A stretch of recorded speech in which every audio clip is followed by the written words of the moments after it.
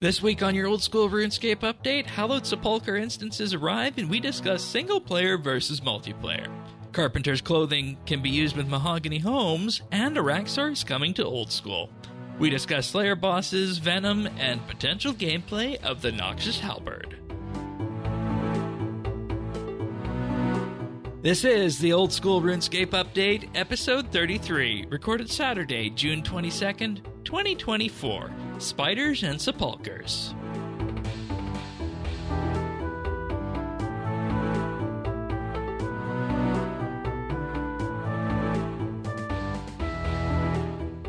Hello everybody and welcome to the Old School RuneScape Update. Sirion and myself are in as we are each and every week. Welcome back.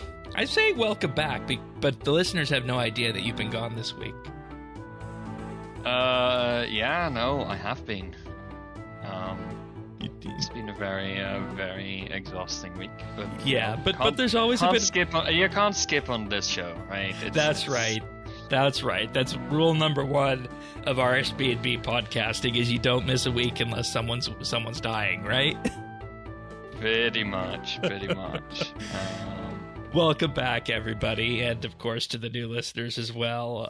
If you want to follow along, show notes at update.show/OS. You can also subscribe there on all the various podcasting platforms. But we have a small amount of actual patch notes this week, and we're just going to dive into these relatively quickly here off the top of the podcast. And the news post was framed in such a way that the headline of this week is the Hallowed Sepulchre instances in game, where players can now play 200 hallowed marks to unlock private Sepulchre instances, which can be toggled on and off once unlocked. How do you feel about this? I don't know. Like, off the bat, I have to admit, I've never played Hallowed Sepulchre, and I don't know. Like, this change has apparently been requested for a long time. I don't know the reasons behind it. If you do, leave a comment down below. But from what I can tell, based on a quick glance on the wiki, there's no like mechanical impact that you have there from players. So it feels a bit weird, because the only reason I can think is you don't like seeing other players. And I find that a somewhat strange thing in a MMORPG. Yeah. Right? Like, the whole point is that it's a multiplayer game. And we have enough solo training methods as is. Like, I kind of like, for example, with Volamore Thieving, that it's a few people like running out of the window at the same time of you. So I'm a bit surprised that for Hallowed Sepulchre we're actually going in the opposite direction. Like, I mean, like the only thing I can see is that, you know, there's aspects of looting and there's agility levels required to get access to the various lower floors. And my only thought about this is that if it was to a point where it was super duper busy, is that you could potentially be at a point where people are standing on things maybe that you need to see. But granted, yeah, I guess. I don't know. I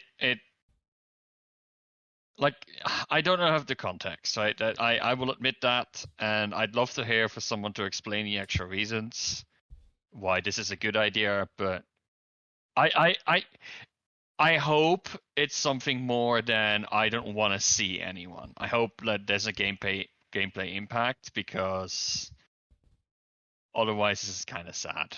Yeah, and of course the reason you know we haven't been there is that entering Sepulchre requires Sins of the Father, which is a quest that we have not done yet on the list. And I'm saying Sepulchre like it's a I don't know how my pronunciation got from yours, but I'm saying it's like the I'm adding something to a polka dance.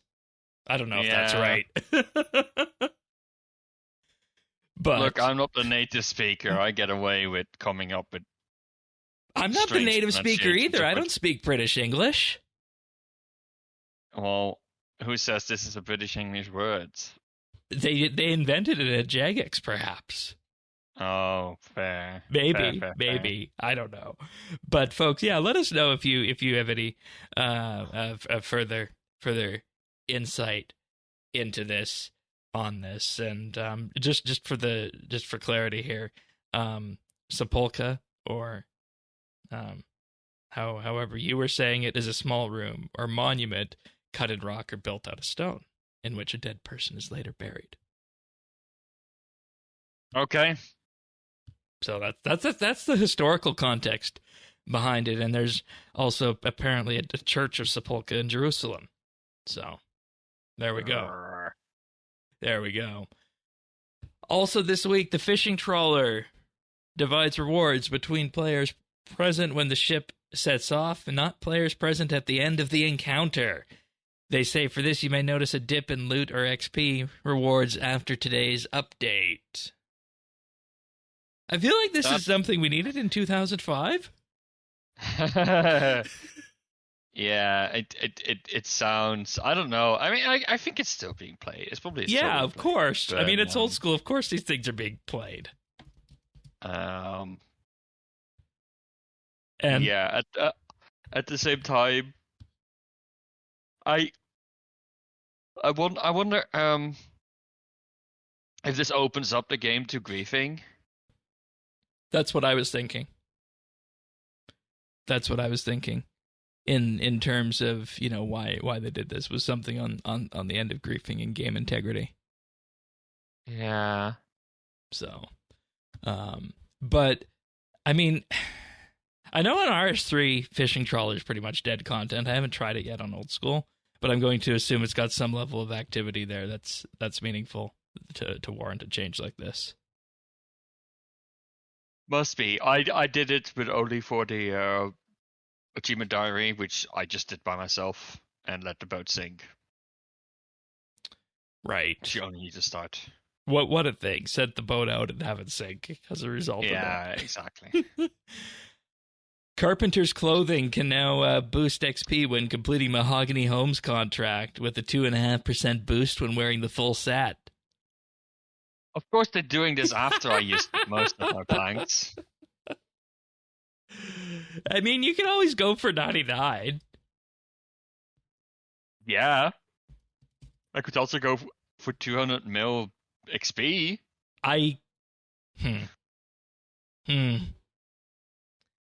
No, it's fine. I still have a bunch of planks to use, and I guess that this gets me a little bit more mileage out of it. Yeah. I don't know. Yeah. You know, I when I was doing my construction training to knock out the quest requirements on this, I was sitting there looking, and I was wondering, you know, why does the carpenter's outfit not work for Mahogany Homes? And I mean, you can make the argument that, well, it was designed to be the reward for actually building inside your POH, but I guess things have just progressed to a point where it's okay to grant that XP boost for Mahogany Homes in that regard. And you know, that has me wondering with this change here. What do you think? Like, what slice of the population do you think trains construction with Mahogany Homes versus actually building things in the POH? Because I know Mahogany Homes is cheaper by a bit, and the benefit, of course, of doing it inside your POH is that you don't need to do the whole running around thing that you do with Mahogany Homes. That's an interesting question. I have found when doing my own that almost all the time there's at least a few others doing it at the same time. Yeah. So it's a continuous thing that's being trained. So it's definitely not going to be a negligible amount. I think it's pretty significant. Like for my Iron Man, I would also consider it because you just get more mileage out of your planks and yeah, like getting access to the planks itself is also going to be right, because you have to make those planks yourself on an iron character, so you want as much XP per plank that you can get. So maybe Mahogany Homes isn't necessarily the best thing to do in that regard. Yeah. Okay. Fair enough on that. I mean, it's a trade-off, right? Like, can you get the planks faster than you can? Because Mahogany Homes takes so much time, and if the time you lose with that is less than what it would take to get the extra planks, then you get the extra planks, right? Yeah. So, but like I don't know. I feel there's still valid reason to do Mahogany Homes. I don't know. I think it would actually be pretty close to 50-50. Yeah, okay.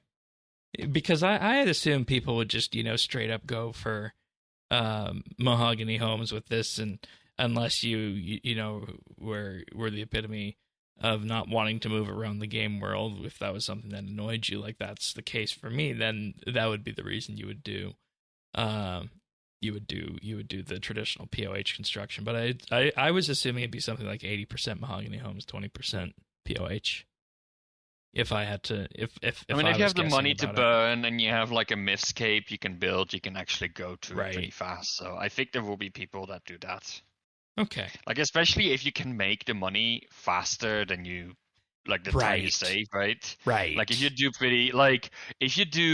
if you take all of the time you save by doing Mahogany Homes and you go and do Nex, you're probably gonna like make enough money to make up for the difference in cost and skilling. Yeah, and like that's honestly the point I'd like to be at for all the skilling, is as I call it, basically like fuck you money, where it doesn't matter at that point, and you could just do the fastest XP per hour and not need to worry about the cost. I'd like to be at that point, but I'm not there yet.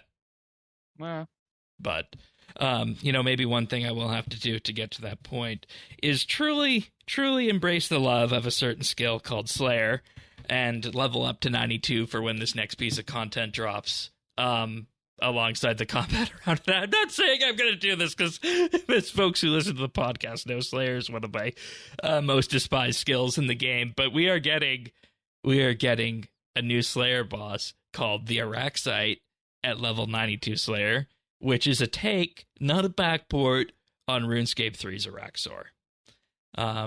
I know you did some Slayer bosses in leagues. Are you at all looking forward to this? I did almost none. So I don't. I'm not an expert. I haven't even done Araxxor in RS3, so I don't really know what to expect here. I'm kind of feeling a little bit like another spider. Really, like, can't we do something more original? I think spiders, like, we already have like a spider boss, right? We do in old school, yeah. On current. Oh right, okay, fair enough. Svaknis. Okay. Yeah, and then there's also Venom, which is one of the wilderness bosses, which is also a spider, and a weaker variant of it, Spindle. Okay, maybe so like we have spiders, right? Like that. I don't know. Like, why do we need to copy content from RS3? It doesn't seem necessary. So it seems more like an inspiration than a copy, though, based on what they're going to be doing and the mechanics that you're going to be limited to in OS here, because Araxxor on RS3 was one of the first EOC bosses, I think, after Calphite King, so it was reliant on those mechanics. But what they say with this is that they're not going to talk about every mechanic that Araxxor is going to have, and they say that Araxxor is not as tough as the Awakened Desert Treasure 2 bosses or the Fortis Coliseum. So that's the range they're putting this at. Mm-hmm. And you'll control the difficulty of the fight yourself, where you'll be able to, of course, first choose to deal with the minions before they hatch, so that you can have an easier but slower time, or you can wait and kill Araxxor faster, but then you'll also have to survive the minions with that. And that's really all we got in terms of knowing what's on the way for the fight.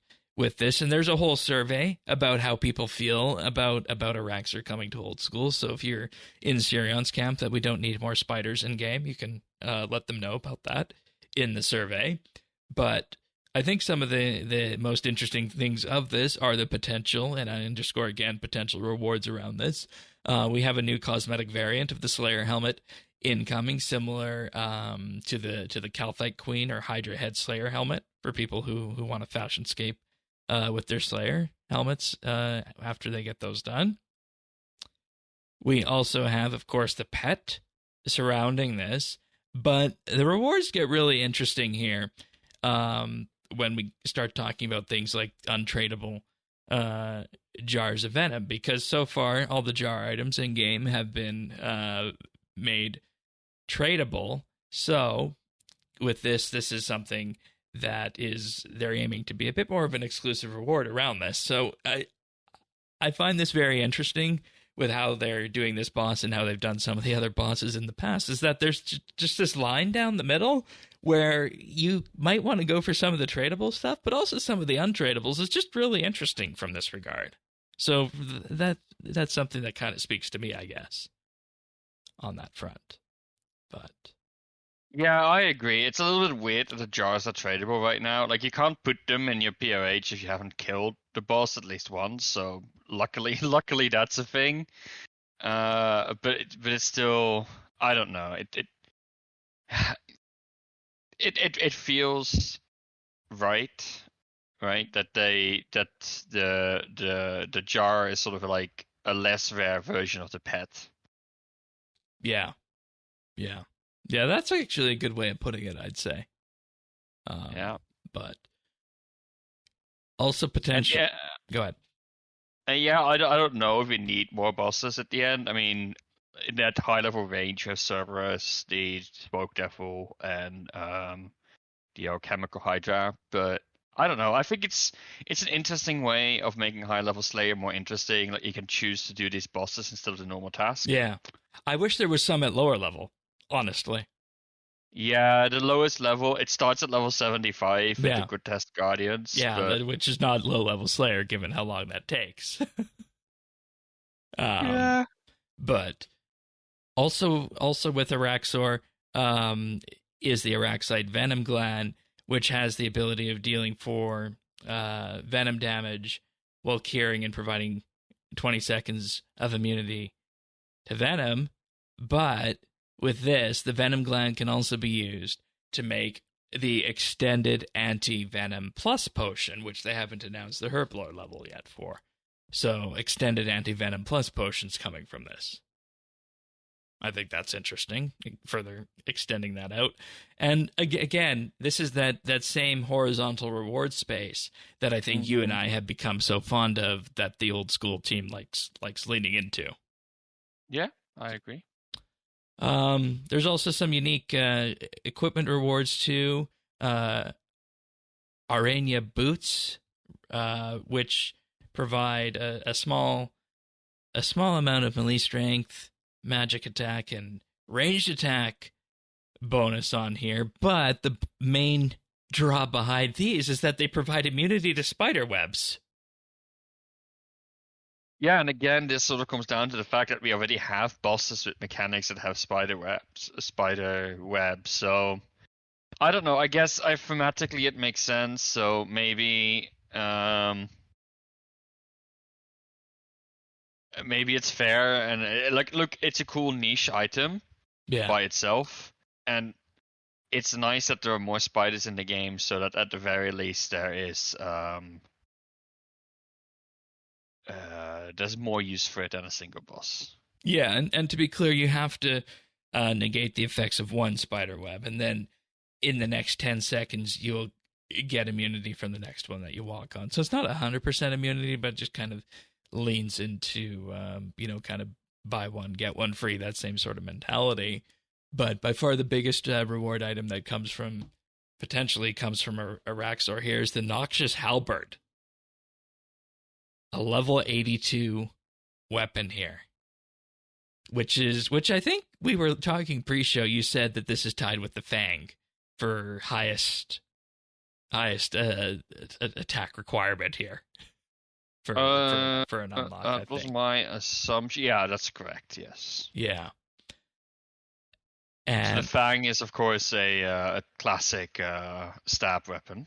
yeah, and the halberd discussion on this is interesting because you only have crystal halberd, so this is a next step up from that too, providing that extra distance that you're able to attack from. But with that, also keep in mind it's going to be one of the slowest weapons in game with that, so you know what you sign up for when you're going for a halberd on this. And just looking at where all the other tier 82 weapons and whatnot land in game, I have the sneaking suspicion that this is going to be a very, very expensive item if and when this drops. Yeah. Like, for example, the Soul Reaper Axe, level 80 attack and strength required, 412 mil presently. And that doesn't even get into some of the more expensive weapons of and around that tier. So this is of course going to be the big prize gemstone like drop that people are going to be hunting with Araxxor. And the special attack cures you of any poison or venom and buffs your next attack's accuracy and damage by a percentage based on how severely poisoned you were. And yeah, I think that's an interesting risk reward gameplay. Yeah. I mean, I think when we look at this and say based on the percentage of how poisoned you were, it's a question of or rather how poisoned your venom poisoned, I guess you were. Do you decide to cure with the potion, or do you decide to use this spec and capitalize on that? I guess is what you have to say. Mm-hmm. So, with that, the example they give is if you're about to be hit for 20 venom damage, you can then use the special to cure yourself and boost your attack and your accuracy and damage on your next attack by 20%, which is huge, especially on the accuracy side. So yeah, and the cool thing as well is that because venom actually goes up rather than down. Yeah, you get this thing like, oh, do I take like another hit of damage and get that slightly higher boost? Because like it's really a sacrifice of hit points compared to like this bonus. Yeah, it sounds like a fun weapon. Like, I'd like to have this, but I don't necessarily know that I'll ever be able to afford such a thing if it comes into game. At least, in the next year or so. Never right? say never. Never. Yeah, say fair never. enough. And its special attack has its special effect, not special attack, has 33% chance to inflict your target with venom, increased to 50% when using the Serpentine helmet. So it allows you to do the whole venom business on your target too. I like this.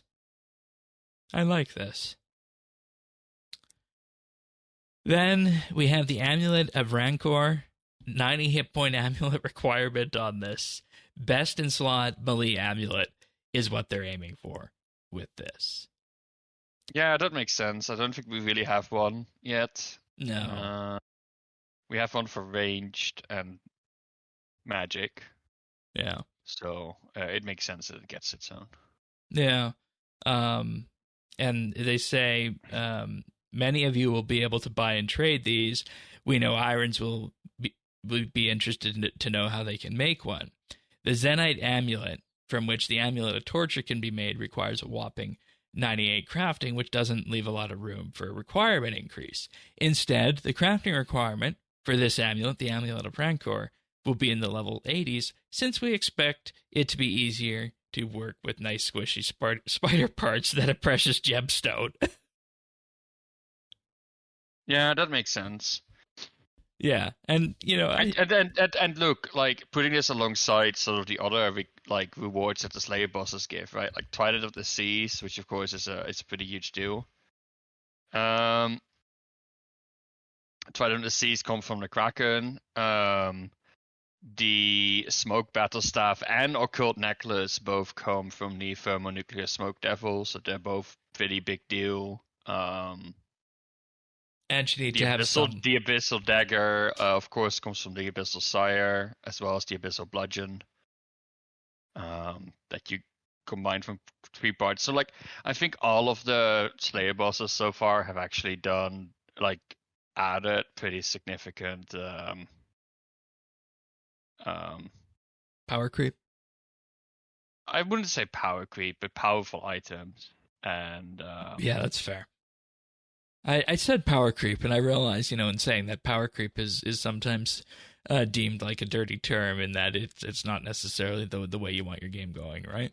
So, I think that's a fair assessment, and I will discuss the boss if and when it arrives as is, and I think that'll probably be another guest week for that regard, since I don't plan on getting 92 Slayer at any point in the near future, though. I mean, stranger things of course have happened, but do go fill out the survey, and let the OS team know how you feel about this sort of thing before it's too late. So, all right, time to talk about our adventures and update the folks on what we've been doing. And I'll just start us off this week. And it was one of those weeks for me where I got one of those bursts of energy, I guess you could say, and I just went down the skill list and totally slayed quest requirements. So in no particular order, this week, I got 72 mining from level 70, ticking off the requirement for the last quest in that arc, which is going to be making friends with my arm. I also got 71 wood cutting, which satisfies the level 70 requirement for Song of the Elves, and 71 for Grim Tales. I was at 67 crafting. I took that to 70. I was at 50 fletching. I took that to 60. Now, of course, there's not going from 50 to 60 isn't that big of a deal on that regard, but I feel like the bulk of the time this week was spent woodcutting and mining, and for the woodcutting, I actually went and I woodcut mushrooms on Fossil Island, starting at level 65 after doing teaks there, and I feel like that was the method to go with at that point, because there's no way you were going to catch me doing tick manipulation on teaks. No, exactly. And I thought once I switched to the mushrooms, that went pretty fast. It did. Got a good chunk of fossils out of that, which has contributed to my Slayer level. So Yeah, I just put my fossils in the fossil storage unit, and I haven't restored any of them yet. I should probably do that, right? Is each one a lamp, or how exactly does that work? I think you have to make groups of 5. Okay. And then the bigger ones are bigger lamps. So yeah, I should do that, because given our most recent discussion here on Slayer in terms of how that feels, I'm gonna be having lots of pain when it comes to leveling that up.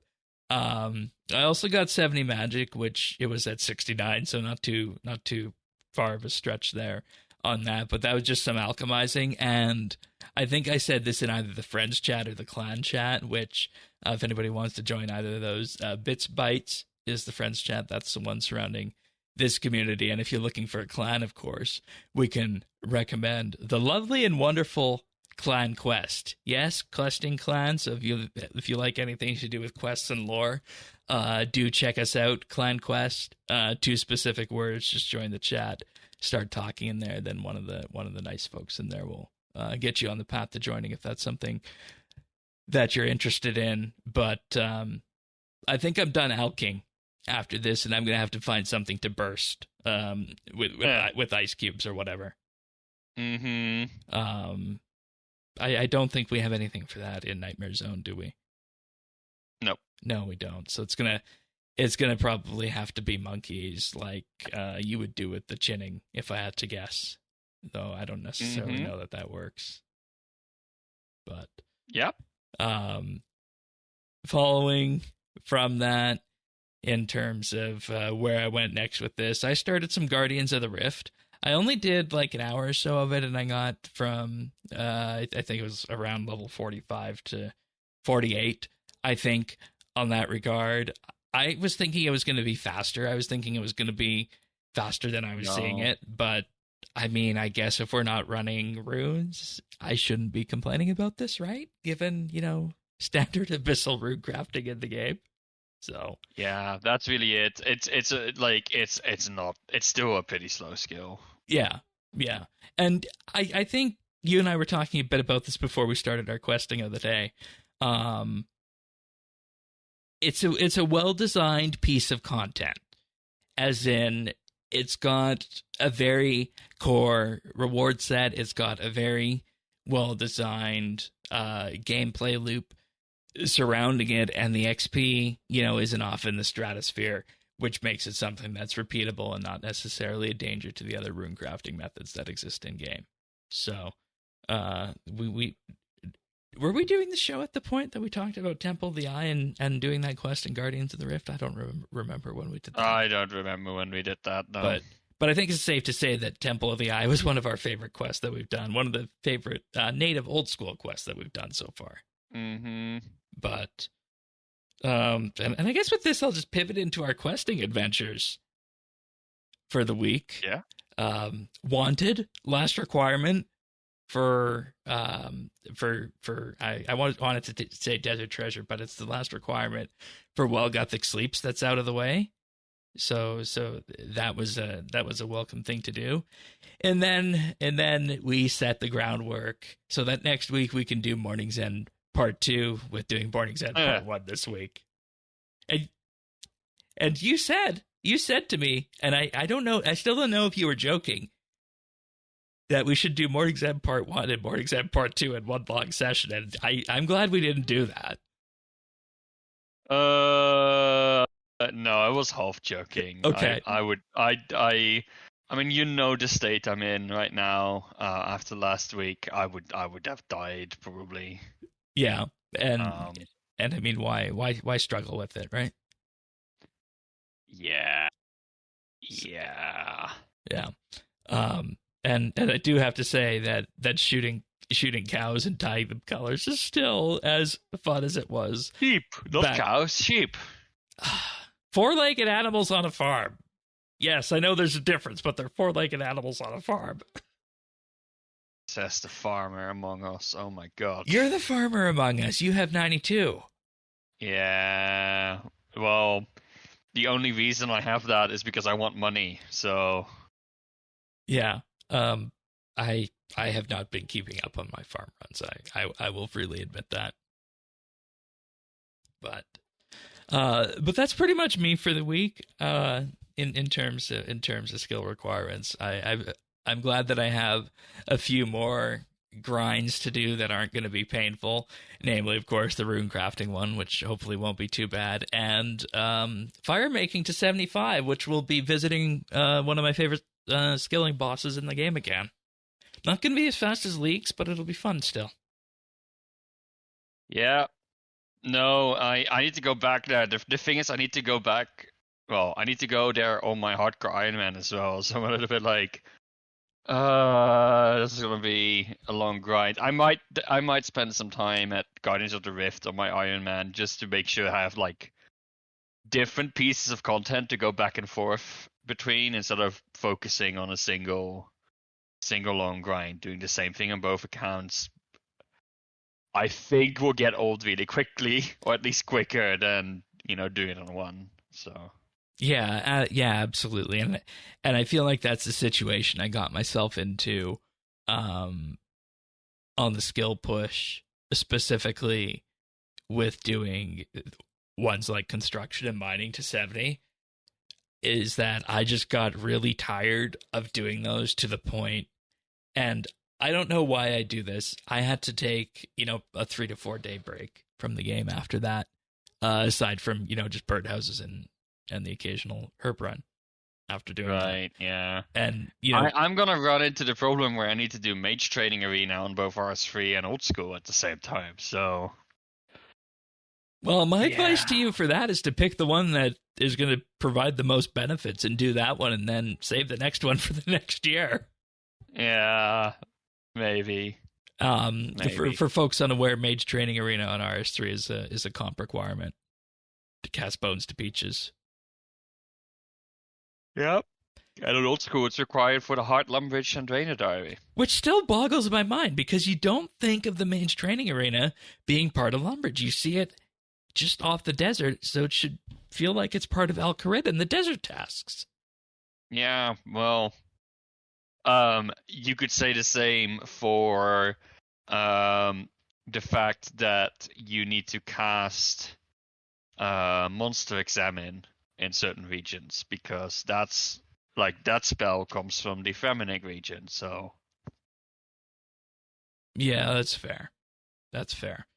But, you know, in general, I feel like I was somewhat productive this week. Is there anything else that you'd like to share, progress-wise, or just general OSRSing-wise?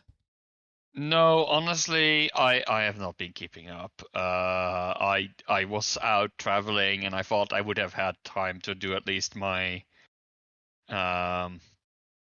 my herb runs, but even that, really, some days I just didn't get around to. So, you know, I've today has mostly been about getting back into it. I finished the Slayer task, unfortunately.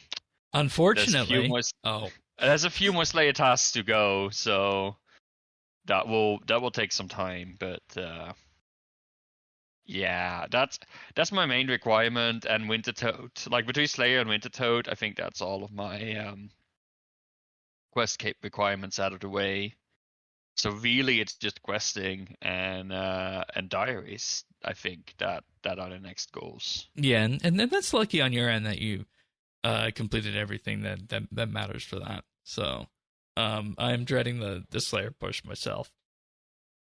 And yeah. You know, maybe, and I say that, but I haven't done Slayer since Project Rebalance and the changes to Chaeldar.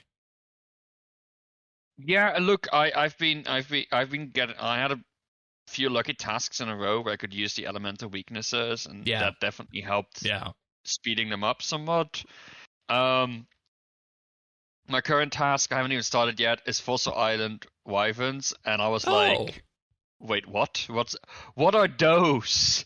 So I'm gonna have to figure that out. It looks like I need to find some kind of protection against ice breath, and you know, figure out what the best way of handling those is. But it's only like 23 or so that I need to kill, so it's a small task. Yeah, and you have a high enough combat level that it's not going to be too big of an issue in that regard.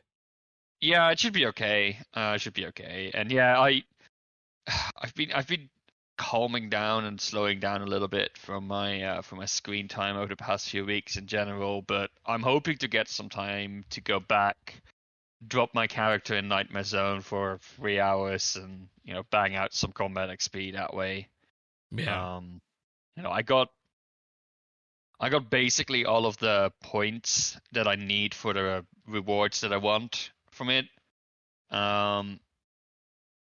So yeah, that means I might actually start making a little bit of money out of that. But most of it is just, you know, sit there, go in it, AFK, and then come back. And hopefully that way, you know, bump up my combat level a little bit, because I know there's still a few tricky quest bosses coming up. Yes, we haven't talked about that, and you know, I'm specifically looking to things like the desert treasure ones. That's the one I have in mind for that. But I know lots of people who have got it done, so I'm not too concerned about that. I actually know somebody who got Quest Cape. Dave, who was on the show, got Quest Cape with under 90 combat. Yeah, look, the way I'm thinking about it, right, is that after we're finished with the elf stuff, and while Gothic sleeps, you know, we have a lot of desert stuff to catch up on. We have a lot of Mauritania to catch up on. So by the time we get around to the actual harder quests like Desert Treasure and the raids ones will be a few months down the line from the current time, and that's a lot of time to work on gear and Noxious Halberds. Upgrades. And maybe even Noxious Halberds. Yeah, if that. Yeah, exactly. So we'll see. I'm not too worried. There's a lot of quests I'm still looking forward to. In the coming months. So. Still going strong. And that's what they say. The adventure continues, and we invite you to join us for that each and every week on the Old School RuneScape Update. Thanks so much for joining us, everybody. Again, full show notes can be found over at update.show/OS. There you can also subscribe to the podcast on your favorite platforms. We're on Apple Podcast, Spotify, Pocket Cast, and of course YouTube as well, youtube.com/@OSRS update. And with that being said, we'll see you guys all next week for another episode of the Old School RuneScape Update. See you then, everyone. Take care. Bye.